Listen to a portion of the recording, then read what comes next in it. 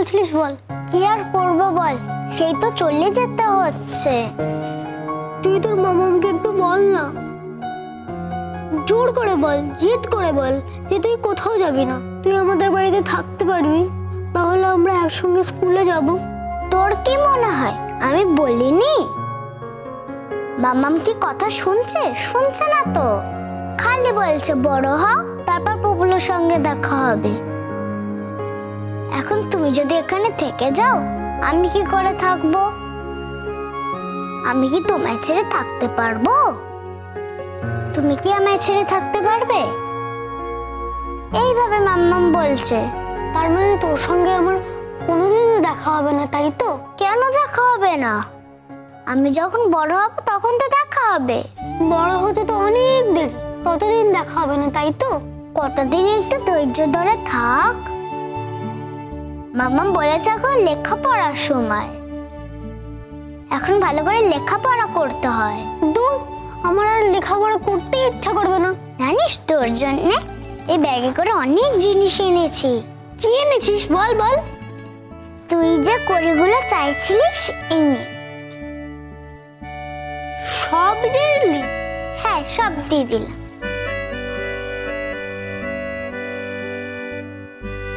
আর তোর জন্য আরো একটা জিনিস এনেছি, এই কালার বক্স। কিন্তু তোকে আমি কি দেবো?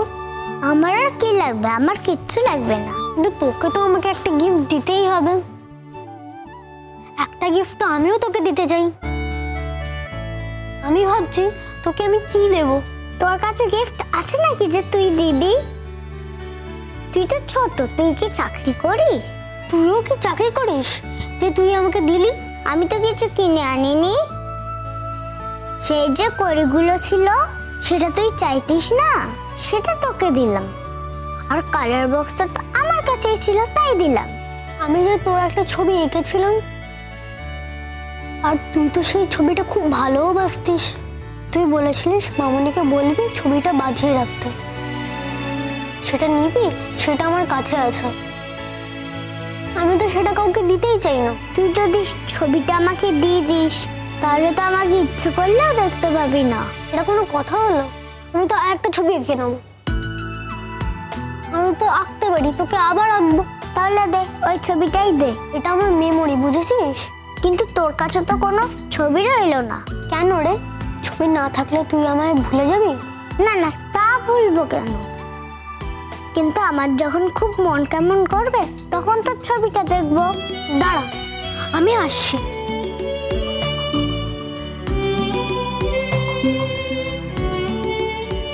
এই ছবিটা আমি তোকে দিলাম। আমার ছবি আর তোর চাই না? দূর, আমি তো নিজেই ছবি আঁকতে পারি। তোর ছবি আমি কি করবো নিয়ে? আমার যেরকম ইচ্ছা হবে সেরকম করে আঁকবো। তুই কি বোকা? যেরকম ইচ্ছা আঁকলে আমি হব সেটা? তোকেই আঁকবো, আর দেখবি সেই ছবিটা আমি রেখে দেবো আমার কাছে। যখন বড় হব, আমাদের যদি অনেকদিন পরে দেখা হয়, আমরা তো কেউ কাউকে চিনতে পারবো না। তখন তুই ছবিটা দেখাবি আর আমিও ছবিটা দেখাবো। তাহলেই আমরা বুঝে যাবো তুই হচ্ছিস রেশমি আর আমি হচ্ছি পুবলু। কিন্তু আমার খুব মন কেমন করছে রে। আয়, আমি তোকে হাক করে দিচ্ছি। আর মন কেমন করবে না? আর মন কেমন করে কি হবে? আমরা তো ছোট, আমাদের কথা তো কেউ আর শুনবে না। কেউ কি বুঝবে তোর জন্য আমার কত কষ্ট হয়? তাই তো মাম্মামকে কত করে বললাম, মাম্মাম আমার পুবলুর জন্য খুব কষ্ট হয়, পুবলুকে ছেড়ে থাকতে পারি না। কিন্তু মাম্মাম তো খালি একই কথা বলে যাচ্ছে। যখন বড় হবে তখন পুবলুকে দেখবে।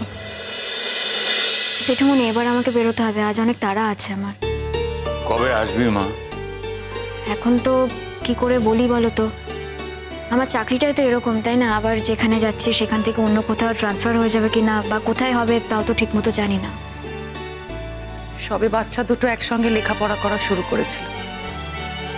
পুবলুটা আমাদের বাড়িতে এলো, এখানে একটু ভালোভাবে থাকারও সুযোগ হচ্ছিল বুদ্ধি। মাঝে মাঝে রেশমিটাকে নিয়ে আসতাম, পুবলুও যেত তোর কাছে। তো সেসব তো কিছুই হলো না রে, এখনই তোকে চলে যেতে হচ্ছে। দিদি এখন নেই, তুমি যদি আরেকটু বসতে দিদির সঙ্গে তোমার দেখা হয়ে যেত। অবশ্য রাতে যখন রেশমিকে নিতে আসবে তখন দিদি থাকবে। আসলে দিদি বোধহয় তোমাকে কিছু বলতো। আমাকে? হ্যাঁ, অবাক হচ্ছ কেন? তোমাকেই বলতো। না, আমি তো চলেই যাচ্ছি, আমাকে আর কি বলার থাকতে পারে? না না, তার বোধোদয় হয়েছে। মানে? বোধোদয় বোধোদয়, বুঝিস তো? বলছিল মেয়েটা খারাপ নয়, আমরাই হয়তো তাকে ভুল বুঝেছি। কোনোদিন দেখা হলে বলবো, আজ দেখা হলে আজই হয়তো সেই কথাটা বলতো তোকে। না জেঠুমনি, এসব বলার তো কোনো প্রয়োজন নেই। মাম্মামের যদি ভেতরে ভেতরে এটা মনে হয়ে থাকে যে আমি কোনো ভুল করিনি, সেটাই আমার কাছে অনেক বড় পাওনা। আলাদা করে মাম্মামকে আমাকে বলার দরকার নেই। যদি কিছু করেই থাকি, ভুল যদি কিছু হয়ে থাকে, সেই কথাগুলো এখন বলে আর কি বা হবে? সেই দিনটা তো আমার কাছে নেই, তাই না? করিসনি, তুই কোনোদিন কোনো ভুল করিসনি, তুই কোনো ভুল করতে পারিস না। আমি যার উপরে বাজি রাখি সে মানুষ কখনো কোনো ভুল করতে পারে না। তুই ভুল করিসনি বলেই তো আজ জীবনে দাঁড়িয়েছিস গুড্ডি। হ্যাঁ, তবে এটা ঠিক, অনুজ চলে গেছে, কিন্তু অনুজ যদি থাকতো শেষ পর্যন্ত হয়তো তোর সঙ্গেই সংসারটা হতো রে। আমার সঙ্গে তো সংসারটা আছে। হ্যাঁ? হ্যাঁ, না দেখো, মনেরও তো একটা ব্যাপার থাকে, সবটা তো আর লোক দেখানো হয় না। ও চলে গিয়ে আরো বেশি করে আমার জীবনে রয়ে গেছে। বুঝতে পারি সেটা, তুই তো নিজের জীবনে আর অন্য কোনো দিকে তাকালিও না। জেঠুমনি, একদিন তোমাদের ছেলেকে বিয়ে করে এই বাড়িতে এসেছিলাম, আবার আলাদা হয়ে গেছি, চলেও গিয়েছিলাম এই বাড়ি ছেড়ে, কিন্তু কোনো অনুভূতি মন থেকে মুছে ফেলতে পারিনি। আজও সেই পরিচয়টা ভেতরে ভেতরে বহন করে নিয়ে চলেছে। অন্য কোনো দিকে তাকানোর প্রয়োজন হয়নি, আর কোনোদিন অন্য কোনো দিকে তাকানোর প্রয়োজন হবেও না আমার। শোনো একটা কথা, বা পুবলু যদি কোনো দরকার হয়, আমাকে যদি কোনো ব্যাপারে ওর লাগে, আমাকে কিন্তু তোমরা অবশ্যই বলো। পুবলুর ব্যাপারে সব থেকে বেশি আমাকে ভরসা করতেন ওর বাবা। জানি রে জানি, সে আর বলতে, পুবলুর জীবনে তুই তো খুব ইম্পর্টেন্ট একজন মানুষ ছিলি রে। তা ওদিকের কথা শুনেছো তো? কোন দিকের কথা? ওদিকে ওদিকে তো খুবই বিয়ের তোড়জোড় শুরু হয়ে গেছে, আর কদিনের মধ্যেই পুবলুর মা বিয়ে করলো বলে।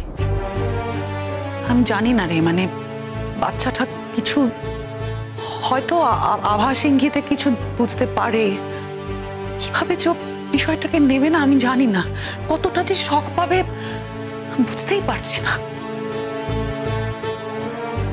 ভাবছিলাম পুবলুকে নিয়ে কটা দিনের জন্য একটুখানি বেরিয়ে নিয়ে আসবো, রেশমিটাও ছিল, দুজনকে একসঙ্গে নিয়ে যাব ভাবছিলাম। তোকেও বলবো ভেবেছিলাম, তোর যদি ছুটি থাকে। দেখো ছোট মা, আমার মনে হয় কি, বেরিয়ে যখন আবার এখানে আসবে তখন তো সবটা জানতেই পারবে। তার থেকে ভালো সইয়ে সইয়ে জানো, একেবারে তো জানিয়ে ধাক্কা দেওয়ার কোনো মানে নেই। আর আজকের দিনে তো এরকম ঘটনা ঘটেই থাকে, ওরা স্কুলে যায়, অনেক রকম আলোচনা হয় ওদের মধ্যে, সবটাই আমাদের জানা, কোনোটাই অজানা নয়। আর আমার যতদূর মনে হয় পুবলু হয়তো কিছুটা জানে, হয়তো কিছুটা আন্দাজ করতে পারছে এই ব্যাপারে। তবে ওর মার সঙ্গে তো খুব বেশি অ্যাটাচমেন্ট নেই, তাই অত খুব একটা ধাক্কা পাক্কা লাগবে বা কিছু মনে টনে করবে বলে আমার মনে হয় না। তার উপর তো আবার শুনলাম যে বাড়িতে গিয়ে থাকবে শিরিন, সেইখানে নাকি মাঝে মাঝে পুবলুকে নিয়ে যাবে। এটাই তো আমাদের কাছে আরো বড় একটা ট্রমা। মানে সেখানে গিয়ে পুবলু একটা নতুন বাড়ি, অন্যভাবে ওর মাকে দেখবে, ওর তো ভালো নাও লাগতে পারে, বল ওর যে কতটা খারাপ লাগবে সেটা ভেবেই আমার। সব থেকে বড় কথা হলো ওই লোকটাও তো ডিভোর্সি, আবার একটা মেয়েও আছে। হ্যাঁ, মেয়ে অবশ্য মায়ের কাছে থাকে, কিন্তু মাঝে মাঝে নাকি আসবে এখানে থাকতে। এবার বুঝবে কত ধানে কত চাল। দেখো জেঠুমনি, আমি শুধু চাই সবাই ভালো থাকুক, সুখী থাকুক, এর বাইরে আর কিছু চাওয়া নেই। বা ঠিক আছে, তাহলে আমি বেরোই, আমি আসি। ও আসবি? আর কি বলবো, তা তুই কিছু খাবি না? না না, আর কিছু খাবো না, বাড়ি থেকে অলরেডি খেয়ে বেরিয়েছি। রেশমি তাহলে তোমাদের কাছে রইলো। রেশমিকে নিয়ে তোমাকে কিচ্ছু ভাবতে হবে না, ও ভালোই থাকবে আমাদের কাছে, আমি খাইয়ে দেবো। তুমি তো এখন কিছু খেয়ে গেলে না, রাত্রিরে যখন আসবে রেশমিকে নিতে তখন কিন্তু খেতে হবে। আমি রান্না করবো তোমার জন্যে। তোমরা আমাকে এখনো ভালোবাসো? এতটা ভালোবাসো? তুমি যেমন আমাদের অনুজকে নিজের স্বামী বলে মনে রেখেছিলে, আমরাও ঠিক সেইভাবেই তোমার পরিচয়টা আমাদের মনের মধ্যে রেখেছি। হ্যাঁ, লৌকিকতার খাতিরে হয়তো মুখে বলা যায় না, কিন্তু মনের কথা সে তো মনই জানে। তাকে কি ফাঁকি দেওয়া যায়? তুমি পেরেছো ফাঁকি দিতে?